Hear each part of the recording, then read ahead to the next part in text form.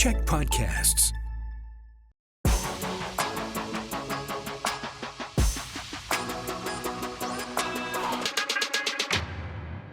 Hello and welcome to Mic Check. Nice point there, Dan. Wayne's World. You're a pro. Wayne's World. My name's Paul Haysom. Today we are joined by comedian Dan Duvall. Dan is a Victoria-based comedian. He's performed across Canada, the U.S., Europe, including Just for Laughs, Vancouver.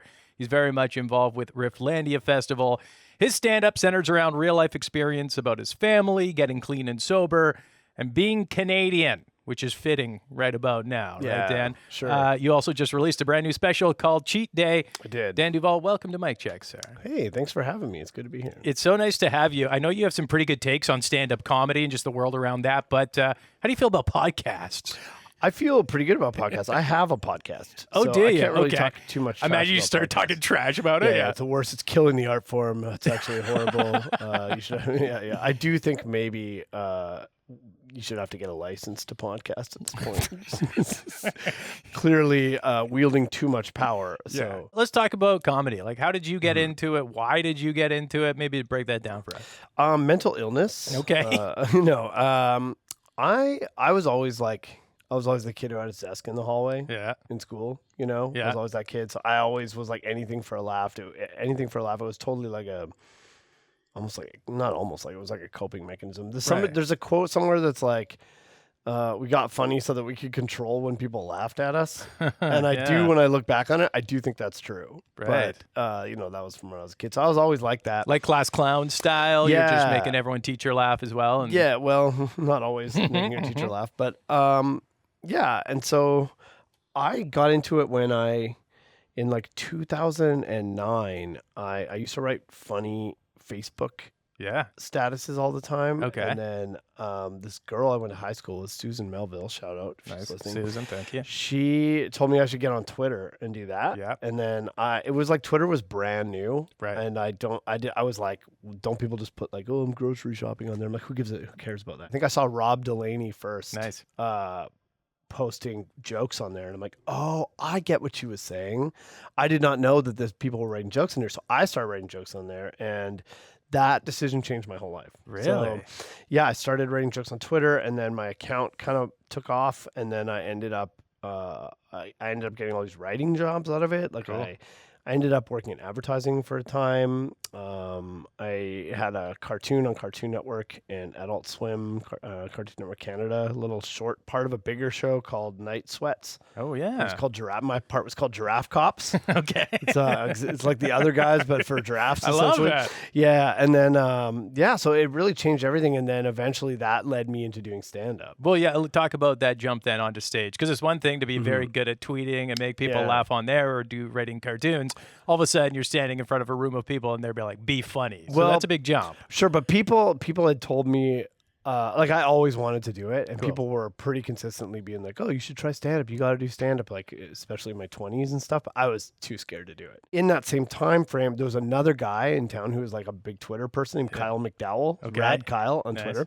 He and I were friends from before Twitter, and we both just happened to stumble into that. And then he changed his Facebook profile picture to him doing stand-up comedy, which is something that everyone does after the first time they do stand-up You do it once, comedy. now that's your Yeah. identity, right? I'm a comic. That's me. Yeah. Yeah. It's a big road dog. So I saw he had done it, and I'm like, well, now I have to do it. Totally. I'd already agreed to do the other thing, but I messaged him and I'm like, hey, where did you do this? And he told me where the open mic was, and I'm like, I have to do this 15-minute thing. How long are the sets? He was like 3 minutes. I was like, I can do that. Yes. So I wrote 3 jokes that were each like a minute, Nice. and I went to the place and I did it, and it went pretty good. When did you think like, okay, now I want to make this my career? Not for a long time, because Really? I still wanted to be a writer, but I was going in and out of it and doing it, and I was very heavily drinking and using drugs at the time. Right. Like we'll talk about that later, but I'm a sober person now. But at Yeah. the time, I was in like the throes of, coming up towards the last few years of my addiction, and so I was kind of a mess of a Right. person in general. I was having fun, kind of. Right. My definition of fun has certainly changed. I'm sure. but I was having a good time, but I never really got into it. And then I was at Tall Tree, Yep. doing cocaine with another comedian, Okay. and it was like 4 a.m. the sun was coming up, 5 a.m, and he said, do you want to be a writer or do you want to be a comic? And I was like, well, I want to be a writer, I think, because it's less work for more reward, I thought. Right. Which is also the excuse I used to never do stand-up. Right. Which was kind of Protecting true. yourself to a certain extent, Yeah, right? I was very full of it. Right. So we had this conversation and then I stopped. I didn't do stand-up for he was like, well, he said, well, if you want to be a writer, then quit taking up space. Please stop. Wow. And then I stopped for pretty much stopped for almost 2 years. I just didn't Wow. really do it. And in that time I got really addicted to drugs. Right. And then my life caught on fire, blah, blah, blah. I was living in Vancouver. I moved back to Victoria. And then about 6 months into recovery, I kind of just needed something to do. An outlet, right? I needed a bit of an outlet. I just kind of felt like I was going crazy. Things were going pretty good. A lot of changes were happening. I was getting more healthy physically, mentally, emotionally.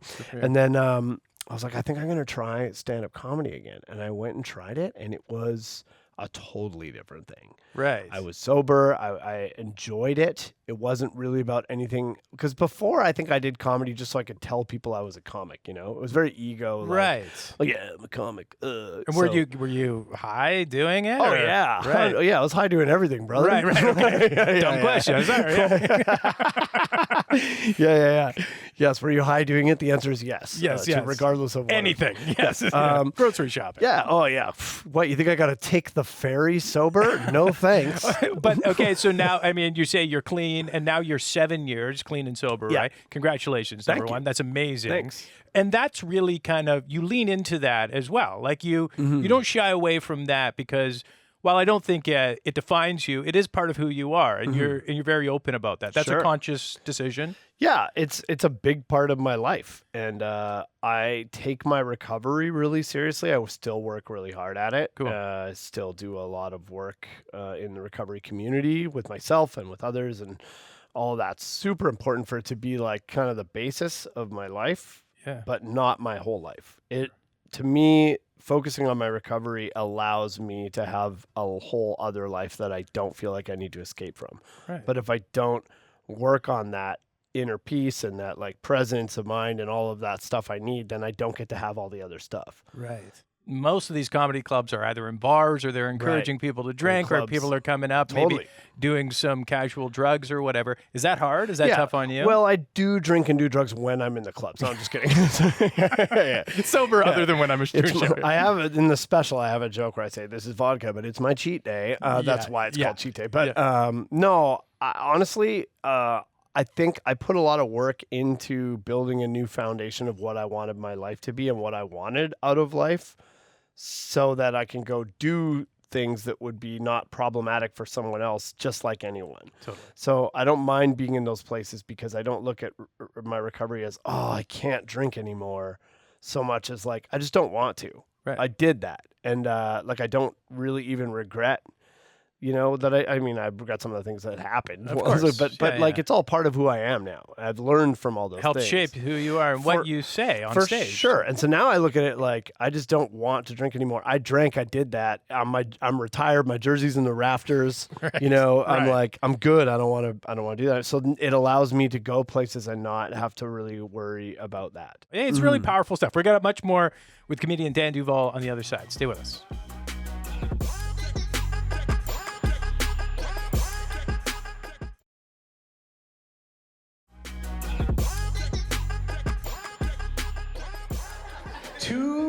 Days ago, I hit 6 years clean and sober from drugs and alcohol. So that's a thing. Thank you. Thank you. Thank you. This is a vodka soda, but it's my cheat day.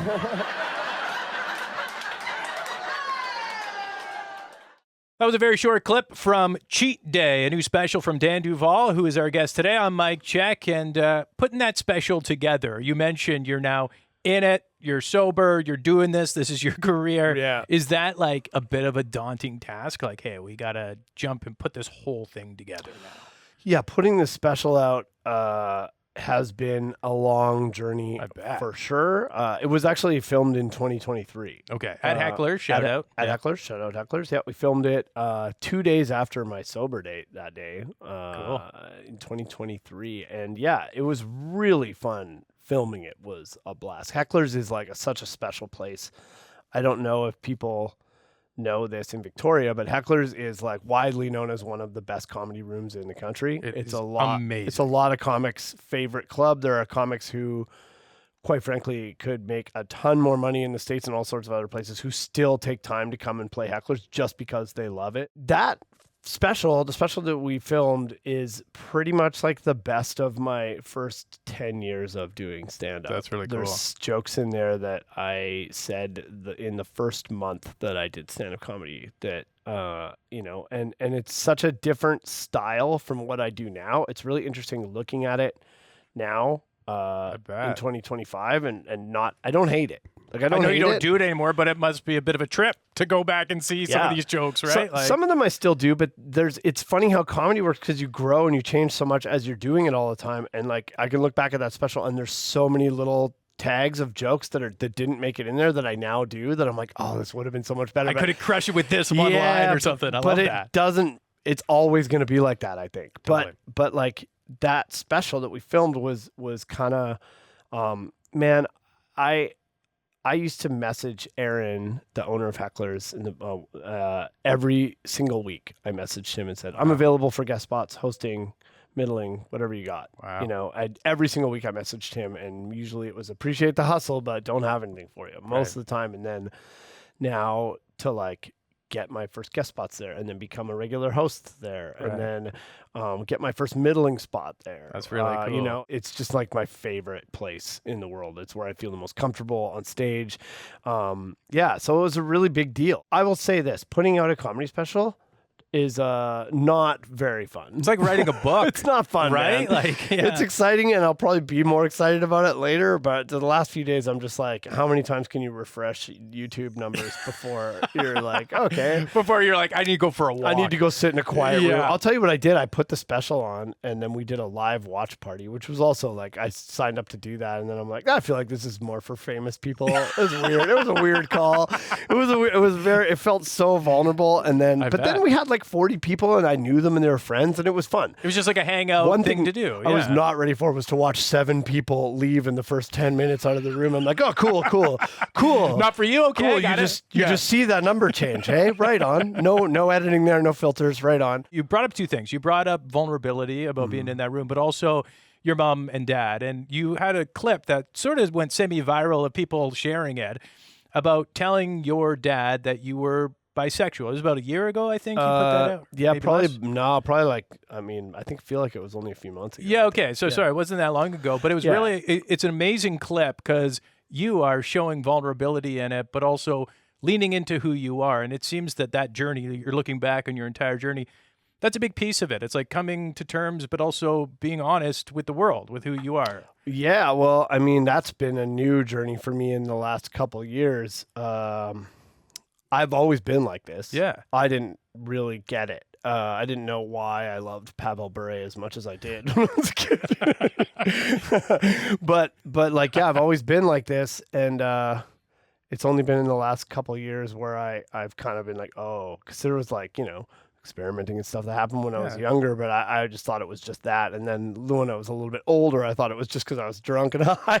And then, right. And then this is a lot of information to just be giving the public because I feel my blushing right now. And then that's great. Yeah, and then but then when in the recovery work that I've been doing, there's a lot of like super intense deep diving in learning how to get honest with myself and talk about the things that are uncomfortable for me and working with others. Like, a lot of it is cognitive behavior therapy essentially, of course, stuff like that. And so those are things I touched on early, and it's just been an unfolding thing. A big part of it was actually watching RuPaul's Drag Race. This girl I was dating got me into watching it, and I was like, oh, okay. I'm like, I feel like this is actually a very free. It reminded me of first going to recovery Yeah. and being around other people in recovery and being able to talk about the things that I always just kept hidden. Totally. And so that was the first space where I'm like, oh, this is actually like okay I love that. to have these feelings. And it's actually, it felt safe for me to kind of start even not so much talking about them. I think I told a few people here and there. Right.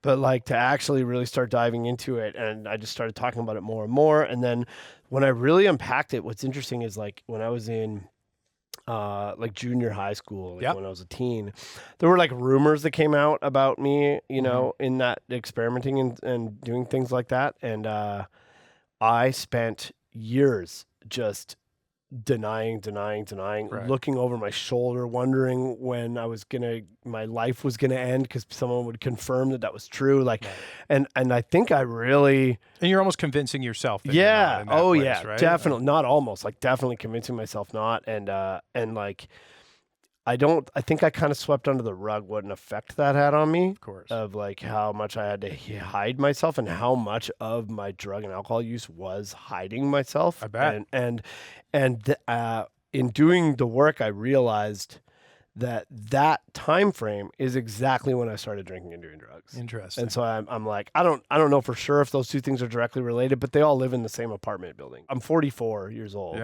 which is crazy. Yeah, So, you look amazing. I know, right? So it's crazy to be 44 and still learning this stuff about myself. That's so cool, though. Like it just goes to show that the more we keep working at ourselves and learning how to be honest and dig deep, it doesn't matter how old you are, it doesn't matter how long it's been. You can face this stuff, and every single thing that I've faced about myself has ended up being a positive thing, not as bad as I thought it was. And like, I can't solve a problem unless I'm willing to admit that there's a problem. That's so awesome. You know, and it truly is. Like, it's inspiring, especially not that 44 is old, but like that's, we're constantly learning and trying to figure out this about ourselves. And you're doing it at every step along your life. Well, right? yeah, like, bro. I mean, I thought I had this whole identity of myself worked out. Right. And it turns out that like those are all just things I was telling myself, and I hadn't really actually spent a lot of time asking myself what I really like and what I really want out of life. You know, Right. I did comedy so I could tell people I did comedy. Now I do comedy because I love it. I'm interested in where you'd like to go with it. Like, what's the game plan? Are you happy doing this? Or are you wanting to lean back into some of the writing, or is it the kind of the world's your oyster, where I go, I go? I'm just it's kind of the last thing. It's kind of just I'm going where I go. And I think there's a lot of comedians put a lot of weight on like, I have to move to America. I have to get a Netflix special. I have to be famous, or I haven't made it. First of all, I don't want to be able to not go anywhere without being accosted like that. I feel like that would be awful. Yeah, like not good. Yeah. And so I live in Victoria. I'm from here and I perform here a lot. So sometimes people will come up and be like, hey, I saw your show, blah, blah. That's cool though. I love it. Please do that. It makes me so happy. But if I can't even go to an airport in another city, that doesn't sound fun to me. Right. But like for me, my life was pretty messy before, you know, and I also worked at Shoppers Drug Mart for 18 years. Wow. And so any day that my job is to come in here and talk to you or go perform, I'm performing at the Mint tonight. Nice shout out. You know, comedy is my whole job. I don't have really any other jobs. I don't technically have to like get up and be somewhere each day. And like, that is, what more do I want than that? You're doing this for the right reasons. Yeah. And that's such a cool way to look at it. We're running out of time here, but on the other side, we're going to do a quick shift with comedian Dan Duvall. Stay with us.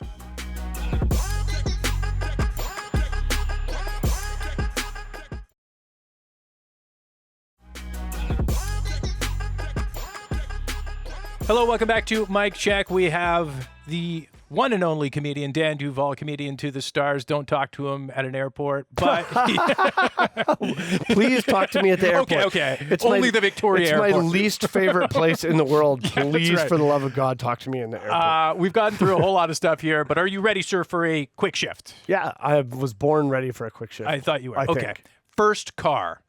First car, 1991 Nissan Sentra. Beauty. A gift from my granny. Oh, I nice. called it the Fancy Prince. The Fancy Prince. Yes. First job. First job, A&W. 15 years old, A&W on Douglas Street, next to where the strip club used to be. Okay. Lasted about 3 weeks and left in the middle of my shift. Favorite joke you used to tell when you were a kid? Oh, that's crazy. That's too much. Do you remember the Edgar and Minor commercials? Yes. I used to be able to do the whole dance and sing the song. So it's not so much a joke, but anything that I could just imitate and be loud and obnoxious. And I love that. Yes. In your special, you say your tattoos look like the desk that we all sat in grade 8. Favorite or most unique tattoo that you can show on TV? Oh my God. I love this little spider. Oh, nice. He's great, but I think the most important one that everyone loves the most is my Dairy Queen Blizzard tattoo. And it is upside down, otherwise the next tattoo's free. And I also love that it sits below O.J. Simpson's Bronco, which is also very funny. Oh, that's And good. of course, the one that I talk about all the time is the giraffe on roller skates. Both of these were done by a local tattoo artist, Brianna Chatwin, the Nice. owner at Ophidia. Go there and get tattoos. This is good. We need like a shout out counter on the bottom of the screen. Yes. Just all the shout because you're best at them. Best post show meal. Oh, best post-show meal in the country? Where to get one? Chicken wings, Hecklers. Next question. No, Easy. so that is going to be my next question. Because Yeah. Heckler's sneaky the best chicken wings in the entire city. 100%. Best flavor chicken wing at Heckler's. Buddy, I'm the worst guy to ask because just give me salt and pepper wings with blue cheese and hot sauce on the side. That's a great Put call, the though. sauce on the side. Be in control of your own sauce. If you weren't a comedian, what would you be doing?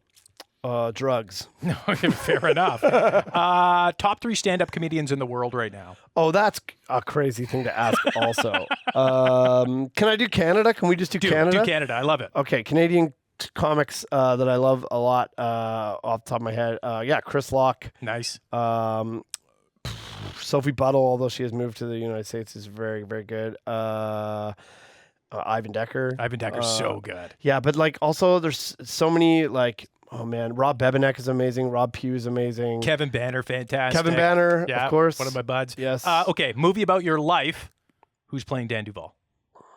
Paul Rudd. Paul Rudd. He is a bit ageless like yourself, right? He just seems so nice and happy. Finally, where and why should people check out your new special, Cheat Day? You can check it out on YouTube. It is free. You should check it out because for the love of God, I need this.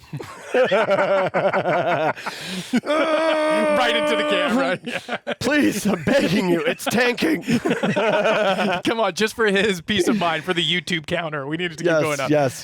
Dan Duvall, your vulnerability, you're hilarious, all of it. You're fantastic. Thank you very much for joining us on the show today. Thank you. Appreciate it. That has been another episode of Mic Check. You can check it out. Nice, mid-pound. You can Sick, check dude. it out anytime on the CHEK Plus app. Until we chat again.